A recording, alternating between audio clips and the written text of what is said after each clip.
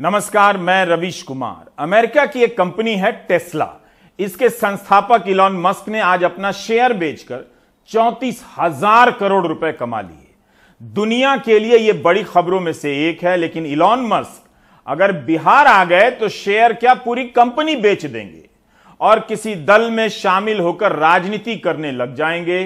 बिजली से चलने वाली कार का धंधा छोड़ देंगे। उन्हें समझ नहीं आएगा कि यहां पॉलिटिक्स में ऐसा क्या है जो पैसे में नहीं है। इलॉन मस्क ही नहीं, आप सभी को समझना पड़ेगा कि ऐसे समय में जब ऐलान हो गया हो कि विपक्ष खत्म हो गया है, तभी सत्ता पक्ष से कोई निकलकर विपक्ष में आ जाता है और ऐलान कर देता है कि अब हम भी आ गए हैं विपक्ष में, विपक्ष को मजबूत करेंगे।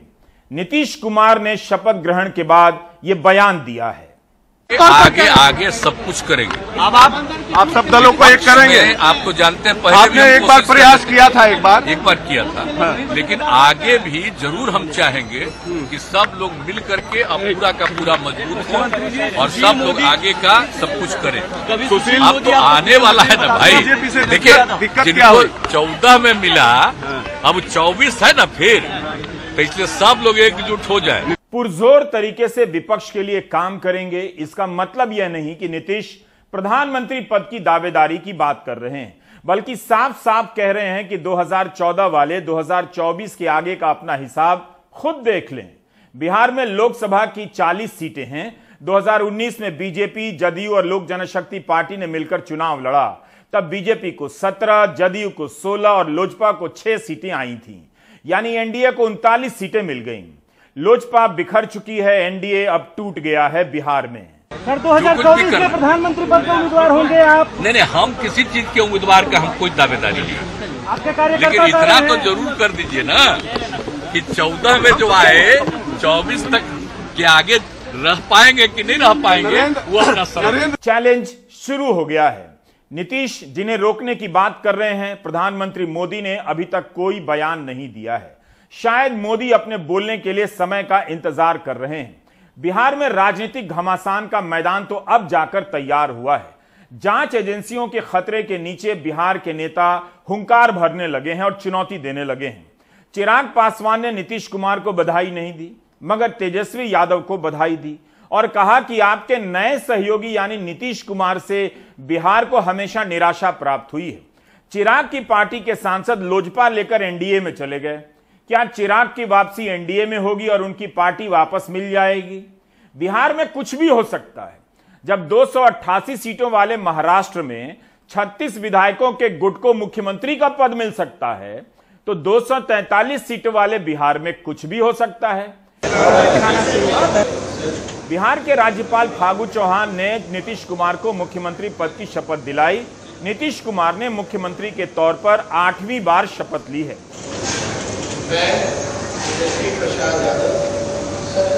तेजस्वी यादव ने दूसरी बार उप मुख्यमंत्री के रूप में शपथ ली है। तेजस्वी ने नीतीश का चरण स्पर्श कर बीजेपी को जवाब दे दिया कि वे नीतीश का सम्मान करते हैं। इसके बाद दोनों कैबिनेट की बैठक में शामिल हो गए और विधानसभा की तैयारियों पर चर्चा शुरू हो गई। राजद को नया स्पीकर मिलने जा रहा है ताकि किसी के लिए राजद को तोड़ना आसान न रहे। शपथ ग्रहण के बाद जिस तरह से नीतीश कुमार ने जवाब दिया है, उससे यही लगता है कि नीतीश ने लड़ाई का मन बना लिया है। जांच एजेंसियों को लेकर सवाल हो रहे हैं कि जब उनका कहर टूटेगा तब नीतीश और तेजस्वी कैसे सामना करेंगे। भाजपा के लोगों ने आज कहा कि सरकार बिहार की नहीं चलेगी और मुख्यमंत्री जी ने जो पलट में जो वार किया है, वो मुख्यमंत्री जी ने कहा कि 24 में ही सरकार गिर जाएगी, दोबारा आने वाले लोग नहीं हैं। जो नीतीश कुमार जी ने आज बयान दिया, इसमें सच्चाई है, जनता देख रही है और ये होकर के रहेगा। 2014 में जो आए वो 2024 के आगे रह पाएंगे या नहीं रह पाएंगे। नीतीश की यह बात हेडलाइन के लिए ठीक है, मगर राजनीति हेडलाइन से नहीं होती। नीतीश कुमार ने 2014 में भी नरेंद्र मोदी का विरोध किया था, मगर तब तो नरेंद्र मोदी ने अपना समझ लिया और उन्हें आने से कोई नहीं रोक पाया। क्या इस बार की तैयारी कुछ अलग होगी कि 2024 की चुनौती दी जा रही है? बिहार की राजनीति 2024 के लिए नए सिरे से तैयार करने में जुट गई। इस बीच बीजेपी के वरिष्ठ नेता और राज्यसभा सांसद सुशील मोदी ने वो कह दिया जिसे आरोप की शक्ल में कहा जा रहा था। उद्धव ठाकरे कह रहे थे कि शिवसेना को तोड़ने में बीजेपी का हाथ है। बीजेपी के नेता चंद्रकांत पाटिल कहा करते थे कि शिवसेना के संकट में बीजेपी का कोई रोल नहीं, लेकिन सुशील मोदी ने कह दिया कि शिवसेना को बीजेपी ने ही तोड़ा है।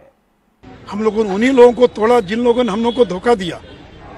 चाहे वो अगर महाराष्ट्र के अंदर शिवसेना जिसका समझौता था बीजेपी के साथ, और शिवसेना ने जब धोखा दिया तो उसका परिणाम भुगतना पड़ा। हमने 9 अगस्त के प्राइम टाइम में कहा कि क्या बीजेपी ने जदयू को तोड़ने का प्रयास किया। इस सवाल का जवाब मिलेगा तो महाराष्ट्र से लेकर झारखंड तक का जवाब मिल जाएगा, मगर बिहार का जवाब आने से पहले ही सुशील मोदी ने महाराष्ट्र के प्रश्न का उत्तर दे दिया कि बीजेपी ने ही शिवसेना तोड़ी है। बिहार की राजनीति का यही असर है, यहां का झूठ कहीं और के सच में बदल जाता है। अब जब सुशील मोदी कह रहे हैं कि बीजेपी ने शिवसेना तोड़ी है, तब यह भी बता दें कि चार्टर्ड प्लेन से मुंबई से सूरत, सूरत से गुवाहाटी और गुवाहाटी से गोवा ले जाने का इंतजाम किसने किया।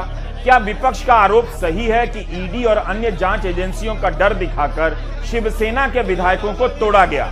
सुशील मोदी बता सकते हैं कि यह सब सही है या नहीं। मीडिया रिपोर्ट के अनुसार शिंदे के साथ कुछ ऐसे लोग भी गए जिनके बारे में कहा जाता है कि ईडी की उन पर नजर थी। सुशील मोदी के इस बयान को फिर से सुन लीजिए। हम लोगों ने उन्हीं लोगों को तोड़ा जिन लोगों ने हम लोग को धोखा दिया। चाहे वो अगर महाराष्ट्र के अंदर शिवसेना जिसका समझौता था बीजेपी के साथ, और शिवसेना ने जब धोखा दिया तो उसका परिणाम भुगतना पड़ा।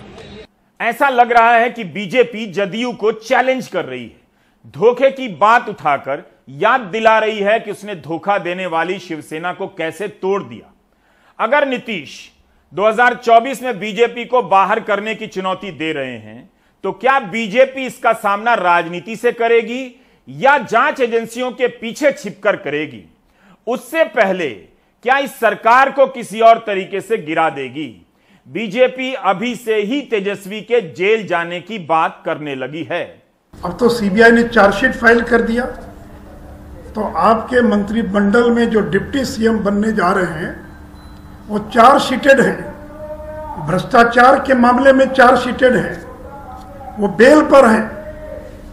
कल कोर्ट अगर चाहे तो उनकी बेल को खारिज कर सकता है, उनको दोबारा जेल भेज सकता है।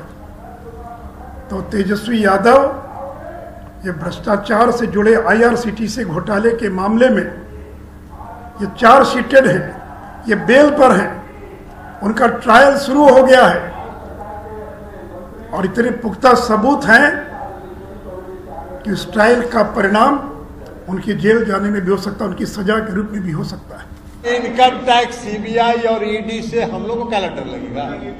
हम लोग कोई कंपनी चलाते हैं, हम लोग कोई कंपनी चलाते हैं कि मनी लॉन्ड्रिंग करते हैं। जितना ही भी CBI या ED लगाना है लगा ले, हम लोग को कोई फर्क नहीं पड़ता है।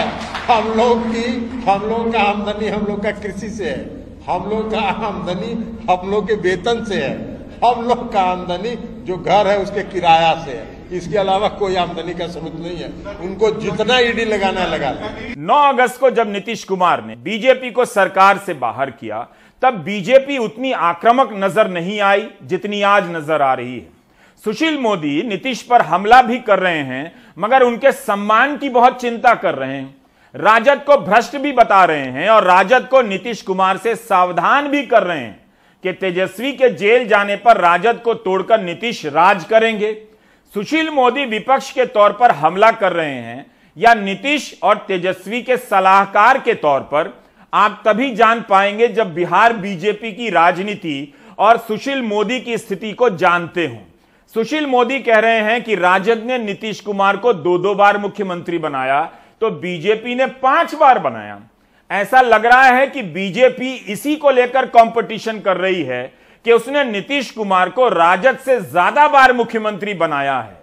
पार्टी के जितने लोग हैं उन सब लोगों से जरा पूछ लीजिए कि क्या सबकी स्थिति हुई है, किससे पूछिएगा। लेकिन फिर भी हम तो चाहते नहीं थे बनना, हम तो उस चुनाव के बाद नहीं बनना चाहते थे मुख्यमंत्री, लेकिन मुझ पर पूरा चारों तरफ से करके दबाव कि नहीं आप संभालिए, हम कर लिए। लेकिन बाद के दिनों में जो कुछ भी हो रहा था आप देख रहे थे ना, और पिछले 1.5-2 महीने से हम किससे बात कर रहे हैं आप लोगों से, क्या क्या किया गया है। नीतीश कुमार कह रहे हैं कि मुख्यमंत्री ही नहीं बनना चाहते थे, बीजेपी कह रही है कि 5वीं बार बना दिया। सवाल है कि जब 2020 में एनडीए को वोट नरेंद्र मोदी के नाम पर मिला, तब बीजेपी ने नीतीश कुमार को क्यों मुख्यमंत्री बनवाया? क्या बीजेपी नीतीश कुमार को सम्मान करने का Guinness book of world record बनवाना चाहती थी, या कुछ और वास्तविकता थी? क्या बीजेपी को वोट केवल बीजेपी का मिला, उसमें नीतीश का एक भी वोट नहीं? एक तरफ सुशील मोदी शिवसेना को तोड़ने का श्रेय ले रहे हैं, तो दूसरी तरफ इससे इनकार करते हैं कि बीजेपी सहयोगी दलों को तोड़ती है। जदयू के नेता ललन सिंह कह रहे हैं कि सुशील मोदी का दावा गलत है। अरुणाचल प्रदेश में जदयू के विधायक को बीजेपी ने तोड़ा, बीजेपी ने जेडीयू के खिलाफ षड्यंत्र किया है। वो कह रहे कि हमारी पार्टी को तोड़ा जा रहा था, तो भाई हमको तो सरकार बनाने की 46 विधायक चाहिए। उनके पार्टी को अगर तोड़ भी देती बीजेपी तो सरकार क्या बन सकती थी, और हम क्यों तोड़ेंगे भाई? हमारे जब उनके 44-45 विधायक थे तब हमने उनको मुख्यमंत्री स्वीकार किया, तो अगर हम चाहते तो उसी समय कुछ कर सकते थे। लेकिन बीजेपी ने आज तक कभी भी अपने किसी सहयोगी को धोखा नहीं दिया। इससे तो यही थ्योरी निकल कर आती है कि बीजेपी विरोधी दलों को तोड़ती है, सहयोगी दलों को छोड़ती है। अगर किसी नेता को अपनी पार्टी टूटने से बचानी है तो वह तुरंत विरोधी से बीजेपी की सहयोगी बन जाए। गजब की थ्योरी निकल कर आ गई। क्या लोक जनशक्ति पार्टी अपने आप टूट गई? खुद को मोदी का हनुमान बताने वाले चिराग पासवान अपने आप सड़क पर आ गए और उनके पिता की बनाई पार्टी तोड़कर उनके चाचा पशुपति पारस मोदी सरकार में मंत्री अपने आप बन गए। 2020 में चिराग का अकेले लड़ना और नीतीश की सीटों का कम होना भी इस झगड़े के मूल में है। माना जाता है कि नीतीश के दबाव में चिराग एनडीए से बाहर कर दिए गए और अब नीतीश ने बिहार से बीजेपी को बाहर कर दिया। ललन सिंह का बयान बता रहा है कि हिसाब बराबर हुआ है, केवल शिवसेना ही ऐसी निकली जिसे सुशील मोदी को तोड़ना पड़ा। इसे तोड़ने में किस किस ने मदद की, सुशील मोदी शायद अगली प्रेस कॉन्फ्रेंस में बता देंगे। अब मैं बार बार आपको डांस वाला वीडियो दिखा दे रहा हूं। इसका मतलब यह नहीं कि आप दर्शक प्राइम टाइम छोड़कर डिस्को चले जाइए। शिवसेना को तोड़ने का दावा करने वाले सुशील मोदी कहते हैं कि बिहार में सरकार बनाने के लिए बीजेपी को 46 विधायक चाहिए थे। जदयू तोड़कर मकसद पूरा नहीं होगा, बशर्ते सारी पार्टी ना मिल जाए। लेकिन महाराष्ट्र में तो बीजेपी ने शिवसेना के 36 विधायक तोड़ लिए, फिर उनके साथ 9 निर्दलीय विधायक लाए गए, कुल संख्या 45 हो गई। जब आप 45 तोड़ सकते हैं तो 46 भी तोड़ सकते थे। कहीं ऐसा तो नहीं कि तोड़ने से पहले ही नीतीश ने प्लान पकड़ लिया, वरना नीतीश भी आज पटना में बैठे होते और उनके विधायक गोवा में नागिन डांस करते हुए नजर आते। मैं तेरी दुश्मन, दुश्मन तू मेरा, मैं नागिन तू सपेरा गा रहे होते।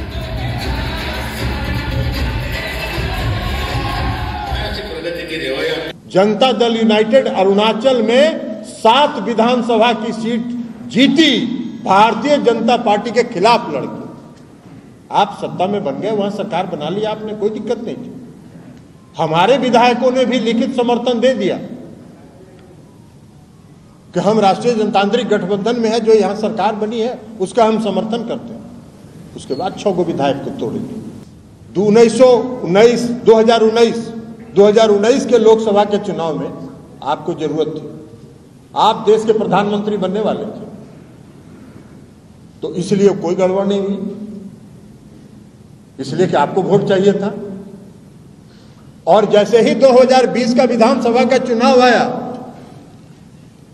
आपने षड्यंत्र किया, साजिश की, और हमारे पार्टी के एक नेता को, जिसको मुख्यमंत्री जी ने खुद से राष्ट्रीय अध्यक्ष पद छोड़ के उस पर विश्वास करके उनको राष्ट्रीय अध्यक्ष बनाया था, उस आदमी को मुख्यमंत्री जी ने कहा कि इनसे बात कर लीजिएगा, और उसको मिला लिए हम लोग के खिलाफ षड्यंत्र में। साजिश।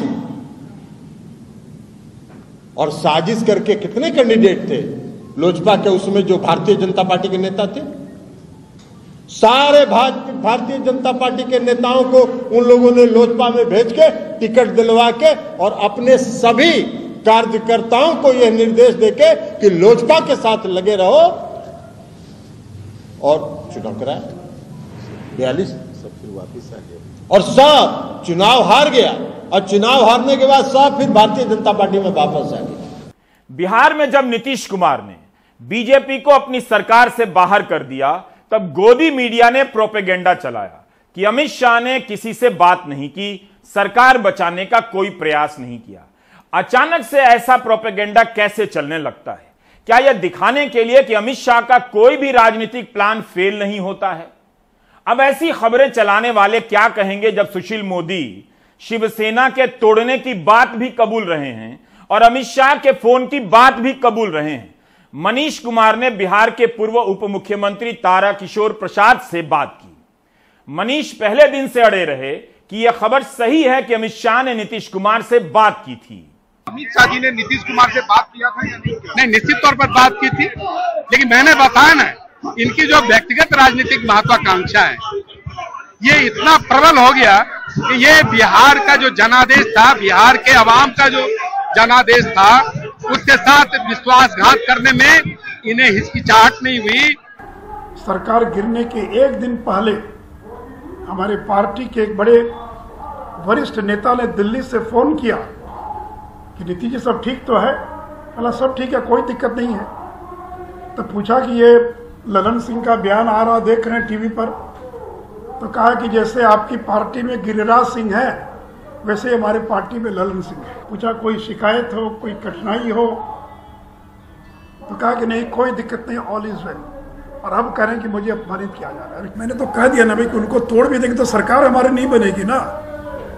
शिवसेना की इतनी संख्या थी कि तोड़े तो सरकार बन गई, तो तोड़ कर ऐसे मिलाने का क्या मतलब है? और हम क्यों तोड़ेंगे? ये तो देखिए हम किसी को तोड़ेंगे नहीं, हम दो साल बचा लोकसभा का, हम उसका इंतजार करेंगे। राजनीति का कमाल देखिए, सुशील मोदी कहते हैं कि शिवसेना ने धोखा दिया, शिवसेना तोड़ दी, लेकिन नीतीश पर धोखा देने का आरोप लगाकर बीजेपी बिहार में धरना प्रदर्शन क्यों कर रही है? तोड़ ही डालती।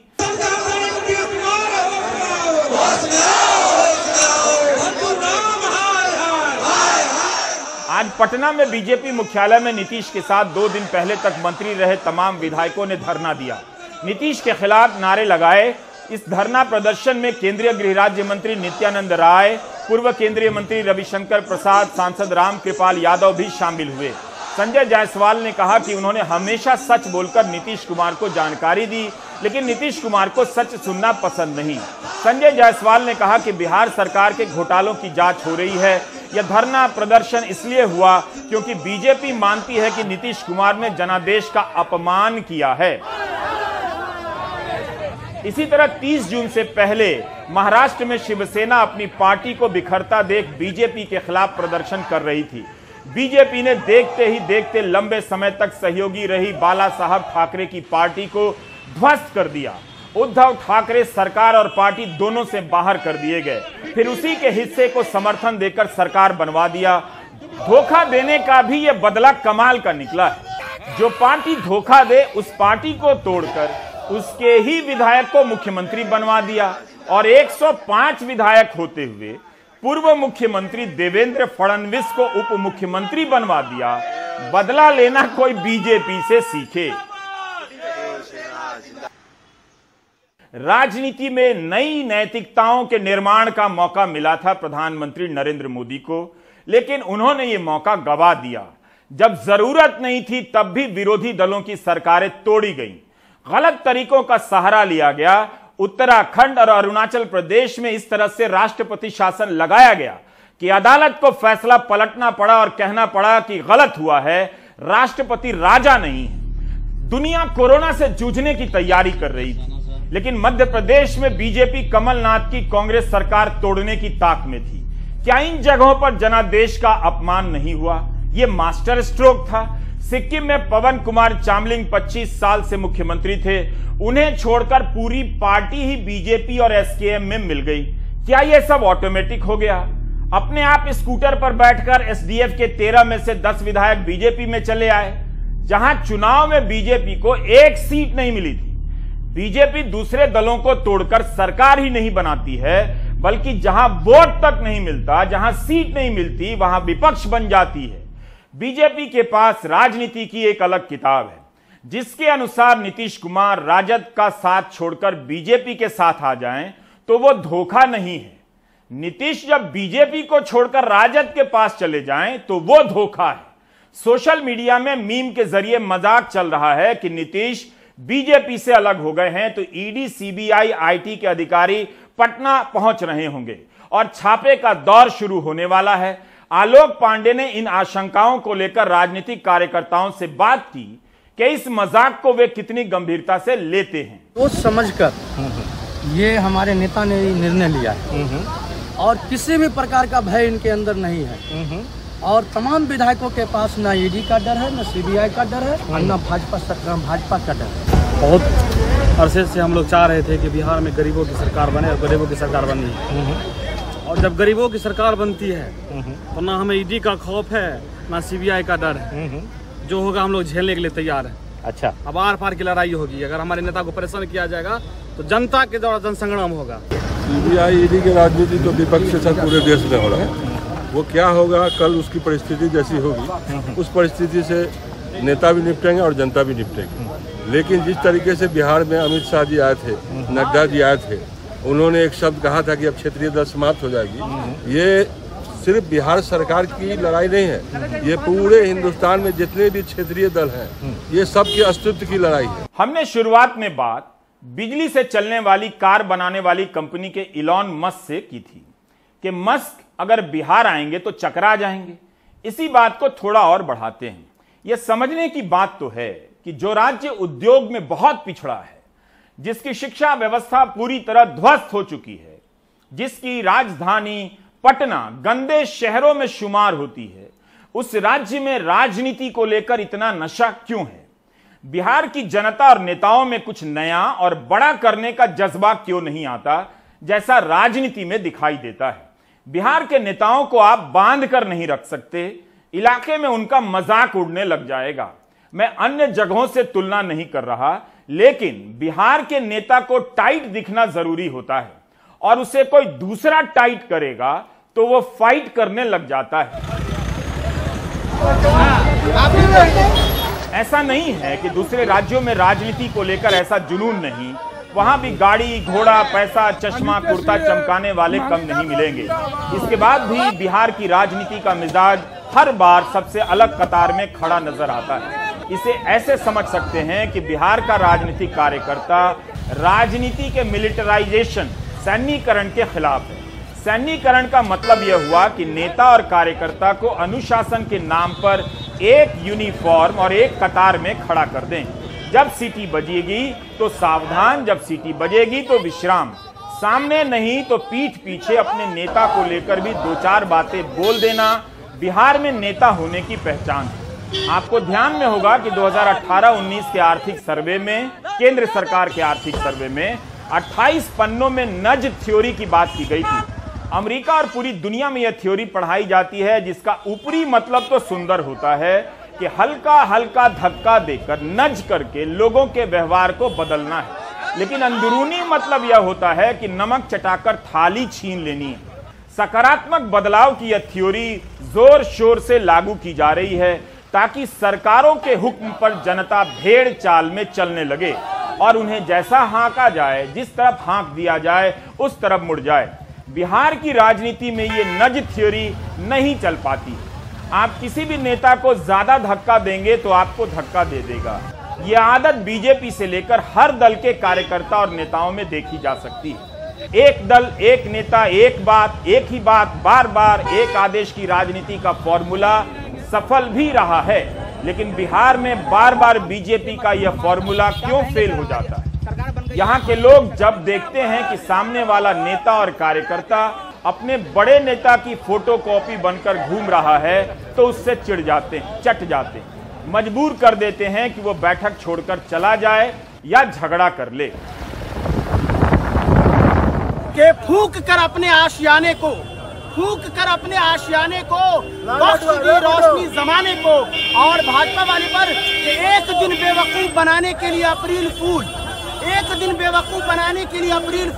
और 365 दिन बेवकूफ बनाने के लिए कमल का फूल। बहुत अच्छा है। दोनों विकास पुरुष नीतीश जी और तेजस्वी जी मिलकर सरकार अच्छा से चलाएंगे, लोगों की बातें सुनेंगे, गरीबी दूर होगा, सबको ध्यान देंगे, रोजगार मिलेगा युवाओं को। ये वचन दिए हैं तेजस्वी जी, जब आ गए हैं तो रोजगार मिलेगा। यह केवल राजनीति में नहीं हो रहा है, आपके चारों तरफ हर दिन हो रहा है। आप देखिए कि बात बात में देशभक्ति के नाम पर लोगों के व्यवहार को कैसे नियंत्रित किया जा रहा है, उसे टेस्ट किया जा रहा है। कभी गंगा की सफाई को देशभक्ति से जोड़कर शपथ दिलाई जाती है, फिर खुद ही भूल जाते हैं। तो कभी तिरंगा फहराने के नाम पर देशभक्ति का इम्तिहान लिया जाने लगता है। हरियाणा में ऐसा ही विवाद हो गया है। एक राशन की दुकान पर गरीबों से कहा गया कि पहले झंडा खरीदिए, फिर आपको राशन मिलेगा। सरकार का हर घर तिरंगा अभियान विवादों में उलझ गया है। हरियाणा के करनाल में सरकारी राशन दुकान चलाने वाले ने वहां के राशन कार्ड धारकों को फरमान सुना दिया कि अगर सरकार से मिलने वाला मुफ्त राशन चाहिए तो 20 रुपए का झंडा लेना ही होगा। साहब जो ऊपर बैठे हमारे, क्या कहा उन्होंने कहा कि ये झंडा जरूरी है, जो राशन ले रहे हैं उनके लिए झंडा जरूरी है, 20 रुपए का झंडा। जो नहीं लेगा उसको नहीं मिलेगा राशन। हाँ, उनको कह दो भी आपको राशन नहीं मिला, झंडा ले लो। सरकार का ऊपर से ऑर्डर है, तुम्हारे को तो पैसे जमा करवाने पड़ेगा हमको। उन्होंने कहा अभी मगर जो 20 रुपए का झंडा नहीं लेगा तो उसको कैसे करे, उनको राशन नहीं दो। करनाल में कई गरीब परिवारों के तरह विधवा संतरों को भी मुफ्त राशन लेने के लिए जबरदस्ती 20 रुपए देकर झंडा खरीदना पड़ा। मैं राशन लेने गई थी जी, राशन तो दे देता हूँ ना, नहीं बोले भाई उसका झंडा लिया मिलेगा। मैं पीछे नहीं जी मेरे पास, फिर राशन पहला पैसे लिया फिर मिलेगा राशन। आधार कार्ड दरवा रहे थे मैं राशन कार्ड, फिर मैंने दूसरी से लिया 20 रुपये, फिर दिया झंडा। हरियाणा के करनाल जिले के हेमदा गांव की हम बात कर रहे हैं, जहां पर कल परसों ये घटना हुई कि गांव की कुछ महिलाएं जब पीडीएस डिपो पे या वहां दुकान पे जाती हैं राशन लेने के लिए, तो जो डिपो होल्डर हैं वो कहते हैं कि अगर आप झंडा नहीं खरीदेंगे तब तक आपको राशन नहीं मिलेगा। हरियाणा सरकार ने इस घटना का संज्ञान भी लिया और उस डिपो होल्डर का लाइसेंस कैंसिल कर दिया। यही हाल हरियाणा के फरीदाबाद में भी है। यहाँ रहने वाली बबीता के 4 बच्चे हैं और पति मजदूरी करता है। बबीता का कहना है कि वो आज जब राशन लेने गईं तो राशन डिपो वाले ने कहा कि राशन लेना है तो 20 रुपए का झंडा खरीदना होगा। मजबूरी में बबीता को झंडा खरीदना पड़ा। राशन दुकान वाले ने क्या बोला? राशन वाला ये बोला कि आप झंडा नहीं लोगे तो गेहूं नहीं मिलेगा आपको। तो मैंने कहा दे दो भैया, मैं कहा 50 किलो गेहूं मारा जाएगा हमारा, तब लेना पड़ा हमें यहाँ पे। अच्छा, अब ऐसे तो हमारी मांग तो यही है कि सरकार की तरफ से ऐसी मिलना चाहिए कि सरकार भी चाहती है कि हमारे हिंदुस्तान में झंडा लहरे घर घर, पर हमारी मजबूरी है कि गेहूं के चक्कर में हमें लेना पड़ा। नहीं हम बाहर से कहीं भी 10-5 रुपए का लेके लगा देते। जब हमने राशन डिपो मालिक से पूछा तो उसने जबरदस्ती की बात से इनकार किया। तो 20 रुपए का तय सरकार ने आपको 20 रुपए का झंडा दिया है? हाँ जी, हाँ जी, 20 रुपए का झंडा दिया है। तो क्या ये भी कह रहे हैं कि अगर झंडा नहीं लेंगे तो राशन नहीं देंगे? ये भी नहीं जी, ये तो नहीं बोलो। ये नहीं बोला? नहीं जी। अच्छा, ये बोल रहा है जिसका मनोल है। हाँ जी, जो ले ले, अपनी मर्जी से जो लेता ले ले। इस मामले पर बीजेपी सांसद वरुण गांधी ने भी ट्वीट किया। वरुण ने कहा कि आजादी की 75वीं वर्षगांठ का उत्सव गरीबों पर ही बोझ बन जाए तो दुर्भाग्यपूर्ण होगा। राशन कार्ड धारकों को तिरंगा खरीदने पर मजबूर किया जा रहा है या उसके बदले उनके हिस्से का राशन काटा जा रहा है। हर भारतीय के हृदय में बसने वाले तिरंगे की कीमत गरीब का निवाला छीनकर वसूलना शर्मनाक है। हम सब हर साल 15 अगस्त खुशी से मनाते हैं, गलियों में झंडे फहराते हैं, चाहे बच्चे हों, बुजुर्ग हों, रिक्शों में, गरीब अपनी ठेलों में लगाते हैं झंडे। लेकिन अगर अच्छी बात होती कि ये झंडे मुफ्त में गरीबों को उपलब्ध कराए जाते। सहयोगी सुशील राठी के साथ फरीदाबाद से सौरभ शुक्ला, एनडीटीवी इंडिया। इस देश में अनगिनत जगहों पर लोग तिरंगा फहराते हैं, प्यार से फहराते हैं, लेकिन किसी को पहले झंडा खरीदो तब मुफ्त अनाज मिलेगा इसकी कोई जरूरत नहीं थी। भीमा कोरेगांव केस से संबंधित मामले में सुप्रीम कोर्ट ने आज वरवरा राव को स्थायी तौर पर मेडिकल बेल दे दी है। कोर्ट ने कहा वरवरा राव 82 साल के हैं और 2.5 साल तक हिरासत में रहे। स्टैन स्वामी की भी हालत बहुत खराब हो गई थी, उन्हें जमानत नहीं मिली और जेल में ही मर गए। ये पक्ष वरवरा राव के वकील आनंद ग्रोवर ने रखा। एनआईए 82 साल के वरवरा राव की जमानत का विरोध कर रही थी और आप उम्मीद है कि ये सब देख रहे हैं। बाकी ब्रेक ले लीजिए।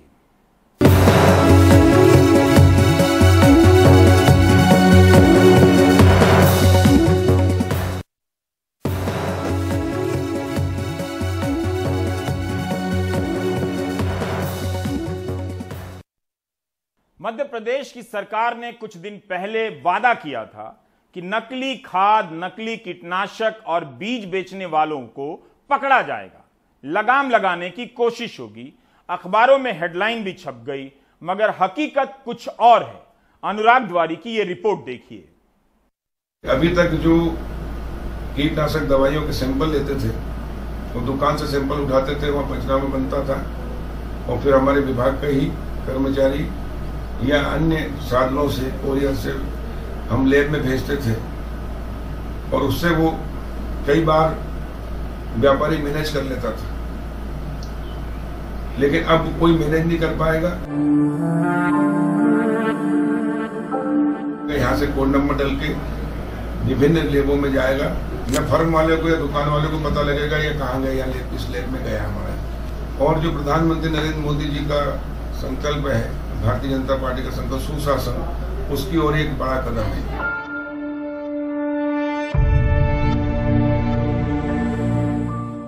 सागर में चौका गांव के शीतल रजक के खेतों तक मंत्री जी का आश्वासन शायद नहीं पहुंचा। सोयाबीन के लिए कीटनाशक खरीदा, खेत में छिड़का तो फसल पूरी सूख गई।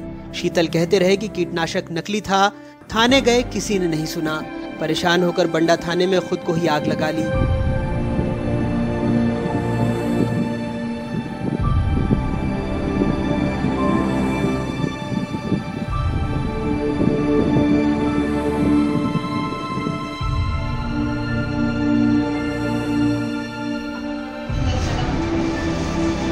पच्चीस % से ज्यादा झुलस गए हैं, अस्पताल में भर्ती हैं। उन्होंने कछु को कार्रवाई करी नहीं है। आज हम फिर सवेरे खेत देखने गए तो पूरा सोयाबीन आज पूरा फिर होगा सूख गया है। अच्छा। फिर जगह घबरा गए, फिर पेट्रोल पंप से पेट्रोल भरवा और हमारे पीछे पीछे जो थाने में आगे आन के गाड़ी पे से उतार और पुलिस वालों के सामने कह के तुमने कछु नहीं करी, हम अपने जान खोई दे रहे, मोड़ी मोड़ा तुम्हारे भरोसे हैं। इतनी कह के बस उन्होंने कछु नहीं कही, अब तक भी कछु कार्रवाई नहीं करी जाए। तो क्या उन्हें आग लगा ली? तो उन्हें आग लगा ली उनके सामने, जब उन्हें रोका ही नहीं है। जांच में पाया गया कि ये शंकर बीज भंडार जो है लाइसेंसी विक्रेता है। कृषि विभाग को पूरे प्रकरण में जो है जांच करने के लिए लिखा गया था और कृषि विभाग की टीम ने मौके पर पंचनामा तैयार किया हुआ है और डीडीए से एक रिपोर्ट उसमें आ रही है। उस रिपोर्ट के आधार पर इसमें अग्रिम फैसला होगा कि इसमें क्या प्रकरण होगा।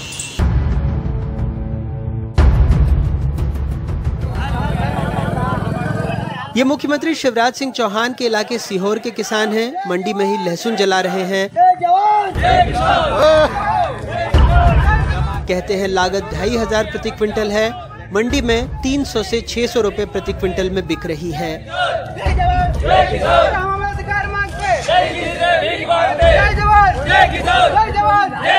किसान पुत्र विधायक एक भी नहीं मध्य प्रदेश में, किसान पुत्र सांसद एक भी मध्य प्रदेश में नहीं है जो किसान की बात नहीं करते हैं। जब चुनाव की बात आती है तो सब एक हो जाते हैं। हमारी ये मांग है माननीय प्रधानमंत्री जी, देश के प्रधानमंत्री जी से कि आप निर्यात चालू किया जाए और लहसुन प्याज का भाव हमें सही तरीके से मिला जाए। प्याज का भाव कम से कम 3000 रुपए क्विंटल हो और लहसुन का भाव कम से कम 5000 रुपए क्विंटल हो।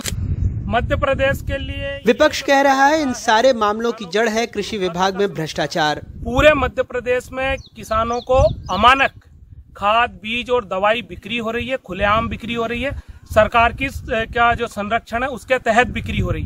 पूरे मध्य प्रदेश में कृषि मंत्री जो थे पहले जोर जोर से चिल्लाते थे, चीखते थे और ये कहते थे कि मैं जो अमानक बेचने वाला उस पर आंसू लगा दूं। जो माफिया है वो पूरा कृषि विभाग चला रहे हैं। कृषि मंत्री हैं, एमआरपी पे फसल बिकाने की बात कर रहे हैं, उनसे एमआरपी पर यूरिया नहीं बिक पा रहा है।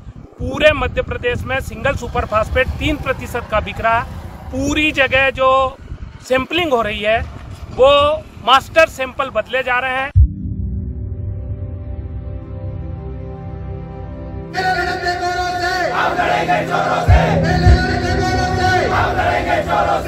अकेले सीहोर नहीं, अच्छी उपज होने के बावजूद राज्य के किसानों की परेशानियां खत्म नहीं हो रही हैं। मंडियों में लहसुन और प्याज का रेट लागत मूल्य से भी कम मिल रहा है। देवास में नाराज किसानों ने विरोध स्वरूप लहसुन और प्याज की शव यात्रा निकाल दी। मध्य प्रदेश की राजधानी भोपाल में तिरंगा यात्रा निकाली जा रही है। लोग आजादी का जश्न मना रहे हैं, लेकिन किसान अमानक खाद, बीज और कीटनाशक के चक्र से आजाद नहीं हुए हैं। सरकार भी सिर्फ गाल बजा रही है। मीडिया को किसान तभी दिखाई देते हैं जब वो दिल्ली में जाकर अपने परेशानी बताते हैं, नहीं तो कीमतों के अलावा उनकी असली लड़ाई अमानक खाद, बीज से ही है, जिसे भ्रष्टाचार का दीमक चट कर रहा है और किसानों की सुनवाई कहीं नहीं हो रही। मध्य प्रदेश में अपने ब्यूरो सहयोगियों और भोपाल से कैमरा पर्सन रिजवान खान के साथ अनुराग तिवारी, एनडीटीवी इंडिया।